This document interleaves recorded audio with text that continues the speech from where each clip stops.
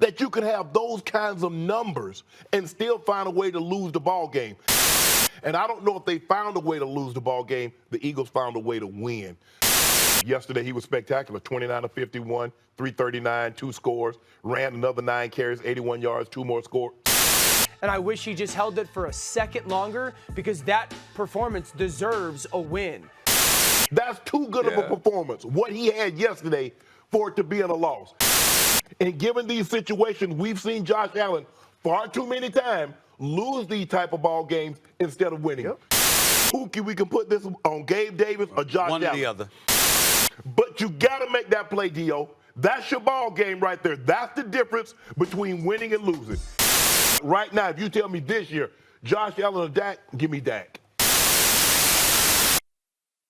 What is the narrative about Josh Allen? Every talking head is saying that last night's game was the best ball that he has ever played. What about 2020, y'all? What about 2020, talking heads? Angry Cowboys fans, we are about to rewind the clock and take a look at the same talking heads when the Dallas Cowboys lost to the Philadelphia Eagles, and we're going to compare them. Let's hear the hypocrisy right after this intro. And the only thing else I got to say is, how about them Cowboys?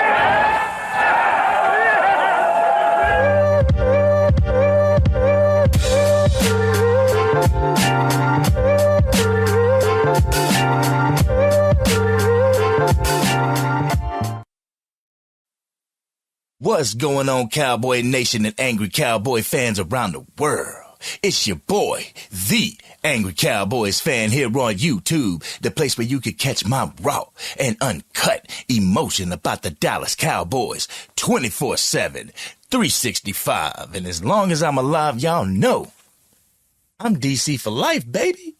And if you're DC for life, won't you go ahead, hit that subscribe button, subscribe to what we do here. Tell a friend who has a friend that's a Cowboys fan, hit that subscribe button, ladies and gentlemen. Last night, the Buffalo Bills faced the Philadelphia Eagles in a brawl at the Lincoln Financial Stadium. During a downpour, we got to witness some of the greatest football that has been played this season. We also got to witness the most blind referee corps in the history of football. How do you get an intentional grounding while the man is being horse-collared to the ground? Anyway, that's a video for another day. Woosah. What does this have to do with the Dallas Cowboys, you might ask? A couple of weeks ago, November 5th to be exact, the Dallas Cowboys went to Lincoln Financial Stadium and faced the Philadelphia Eagles. After that game, the talking heads had nothing but negativity to say about Dak Prescott and his performance against the Eagles.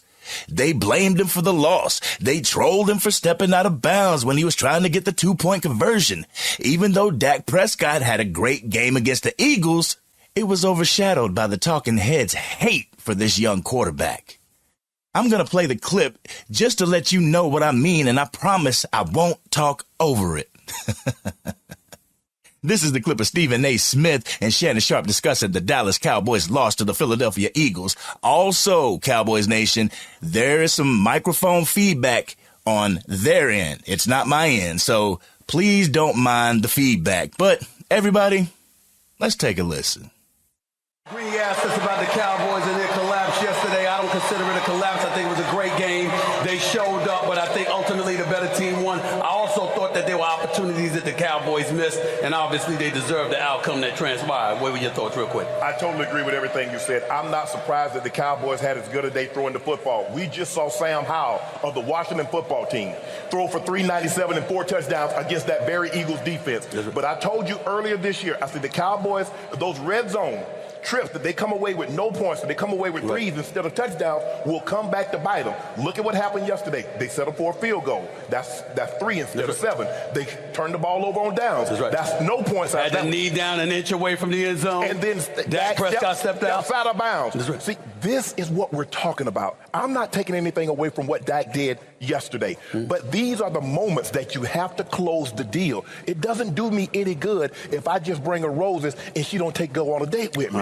Unless you get the ball in the end zone and win these type of ball games, it doesn't matter. So what you're basically saying, Shannon Sharpe, is that the Dallas Cowboys are rife with talent, obviously an incredibly talented team that could compete for a Super Bowl championship. At the end of the day, when it comes down to the moments that matter are the moments they come up short. And that's what you're saying. That's what it sounds like to me. That's exactly what I'm saying, because in the game of football, it's going to come down to a moment. It's not the entirety of the game, because I thought he played a very good game. But when they needed him to step to the front and make those plays, instead of settling for a field goal, get the ball into the end zone. Instead of turning the ball over on downs, get the ball into the end zone. You cannot step out of bounds on a 2-point play. Those are the plays. Those are the moments that the quarterback that he has to take in order to take that next step. Did Josh Allen bring those same roses last night, Shannon? Did this game come down to a moment, Shannon? Even though Dak Prescott balled out of his mind against the Philadelphia Eagles, they had something negative to say about his performance. Stephen A. listed them out, whether it was stepping out of bounds, not getting Schoonmaker the ball in the end zone. They pointed out every negative thing the Dallas Cowboys did that game. Stephen A. said that the Cowboys deserved that loss. I bet you he didn't have that same energy when it came to Josh Allen losing to the Eagles. Now, fast forward to November 26, 2023. The Buffalo Bills take the Eagles into overtime, where Josh Allen makes a few mistakes, including another interception. But the talking heads praises his performance and says he's playing his best football of his career last night. So we're going to listen to Stephen A. Smith, Shannon Sharpe, and Ryan Clark talk about Josh Allen and his performance against the Eagles, and we're going to come back and unpack it and compare the two. This clip is a little long, so I'm going to ask you to be patient, Cowboy Nation, but take a listen. So another loss for the Bills Sunday, this time against a formidable Philadelphia Eagles team who dropped the Bills to 6-6 going into their bye. The Bills are 2-6 in one-score games in 2023, tied with the Patriots for the worst record. And it's not getting easier, folks. So including the postseason, Josh Allen is now 0-6 in overtime games in his career. That's the most losses without a win or tie in overtime games by a starting quarterback all time. With that being said, Stephen A., do you feel like Josh Allen is still a top-tier quarterback? I think that he is, but I think that ultimately it's fading. And here's why I say that. It's not about his abilities and his skill set. Like he put on the show yesterday, he was absolutely sensational. We get all of that. But at some point in time, both Shannon and RC are right here. I'm talking to 2 Super Bowl champions. It does come down to you winning. And when you've got numbers, but you are on the outside looking in at other people who are finding a way to elevate their team, then you know what? That ultimately becomes a blemish on your resume, regardless of the greatness we know exists as it pertains to your capabilities. Justin Herbert would be an example, not a great example at this particular moment in time, but an example nevertheless. We look at a guy 6'6" that can make any throw on a football field. We know what kind of an arm he has. We've seen spectacular performances from him in the past, but he's constantly on the outside looking at other players elevate their level of play when the time calls for it. You know, Joe Burrow is hurt, so we got that going on. But now Lamar Jackson is here. Tua Tagovailoa is here. Patrick Mahomes is still here. We see Trevor Lawrence and C.J. Stroud balling right now. Denver's finding a way to win games despite, I wouldn't say despite Russell Wilson because he does have 20 touchdowns and 4 interceptions. But I'm just saying along those lines, when I look at Josh Allen, it's no longer enough to just see you put up spectacular numbers, but your team wins. We're going to look at you in a different light because we once had Super Bowl aspirations for you. And if that no longer exists, that's going to be held against you. I agree with everything you just said. Yesterday, he was spectacular. 29 of 51, 339, 2 scores, ran another 9 carries, 81 yards, 2 more scores. RC, I don't know if I've ever seen a team face 22 third downs, and he converted 13 of them. He could on the final drive before overtime, 3rd and 4, 3rd and 4, 3rd and 9, 3rd and 9, and then he was sensational. But at the end of the day, even though you put up sensational numbers, you've got to finish the deal. You got to finish the deal. I swear, it sounds as if they're handling Josh Allen with kid gloves. So, Cowboys Nation, let's take a look at Josh Allen's stats against the Eagles.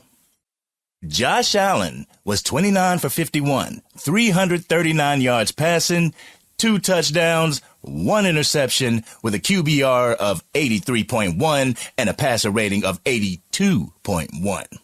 He also had 9 rushes that totaled 81 yards and 2 touchdowns. Those are some impressive numbers, Cowboy Nation, and I'm not trying to down-talk Josh Allen, and I'm not trying to downgrade his performance. I just want to point out the inconsistencies with these talking heads. Now, Cowboy Nation, let's go over the stats of Dak Prescott during their matchup against the Philadelphia Eagles. Dak Prescott was 29 of 44, 374 yards passing, 3 touchdowns, 0 interceptions, with a QBR of 69 and a passer rating of 115.2. The only things which separate the two quarterbacks against the Philadelphia Eagles are the number of sacks Dak took, which were 5, compared to Josh Allen, which was 1, and Josh Allen rushed for 2 touchdowns. On one side, you have a man who is leading his team to another winning record. He is leading his team to a consecutive playoff appearance. He is protecting the ball and not putting it in harm's way. A man who is playing MVP caliber football this year.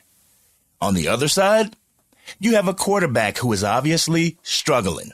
A quarterback who is number 1 for the most interceptions between the span of November 27th, 2020 to November 27th, 2023.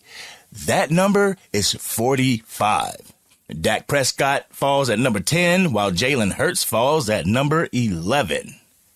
A quarterback who has his team on the brink of missing the playoffs, and they sit on ESPN and go easy on his performance against the Eagles, but slay Dak Prescott in a close loss?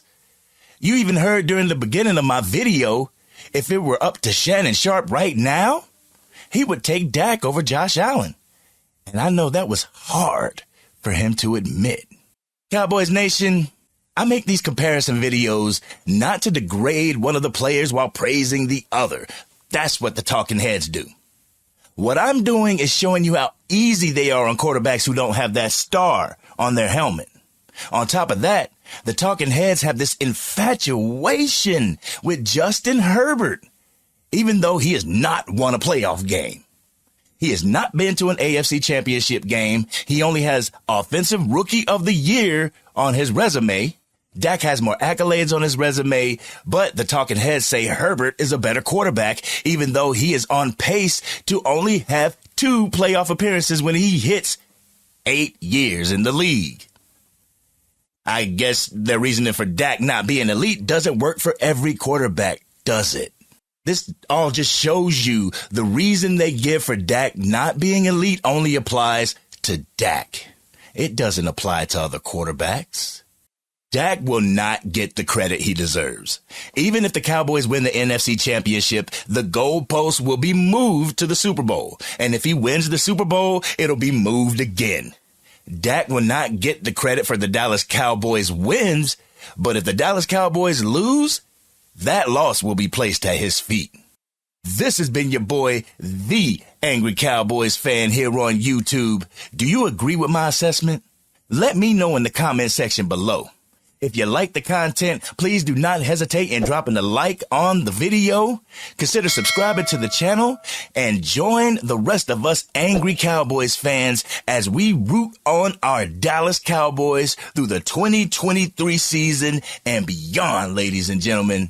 And if y'all don't know, I'm out.